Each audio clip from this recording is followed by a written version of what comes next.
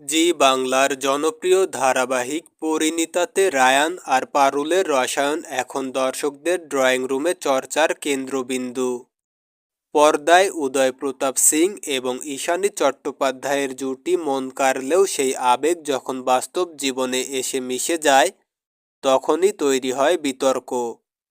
সম্প্রতি উদয়ের স্ত্রী অনামিকা চক্রবর্তীকে ঘিরে এমনই এক অস্বস্তিকর পরিস্থিতি তৈরি হয় সমাজ মাধ্যমে।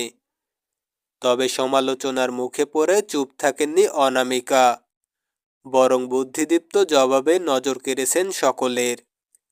ঘটনার সূত্রপাত একটি সাধারণ ছবি থেকে। সমাজ মাধ্যমে উদয় ও অনামিকার একটি হাসিখুশি মুহূর্ত শেয়ার করা হয়েছিল। সেই পোস্টের মন্তব্য ঘরে এক মহিলা সরাসরি অনামিকাকে আক্রমণ করে লেখেন, রায়ানের পাশে তাকে নাকি বুড়ি লাগছে, পারুলকেই বেশি মানায়। পর্দার চরিত্রের সঙ্গে বাস্তব জীবনের সম্পর্ক গুলিয়ে ফেলে এমন এজ শেমিংয়ের মন্তব্যে বিস্মিত হন অনেকেই।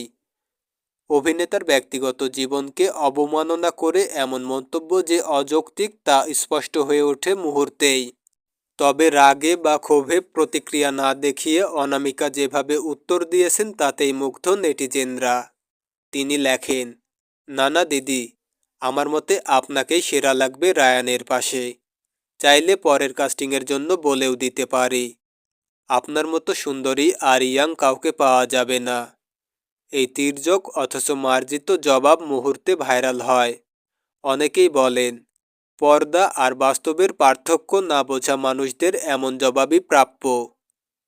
অভিনয়ের প্রয়োজনে দর্শক গল্পে নানা মোড় চাইতেই পারেন, কিন্তু তার জন্য অভিনেতার ব্যক্তিগত জীবনে কটাক্ষ করা সুস্থ মানসিকতার পরিচয় নয়। সচেতন নেটিজেনরা স্পষ্ট জানিয়েছেন শিল্পীর কাজ আর ব্যক্তিগত সম্পর্ককে আলাদা করে দেখা জরুরি। ভিডিওটি ভালো লাগলে লাইক, কমেন্ট এবং শেয়ার করুন।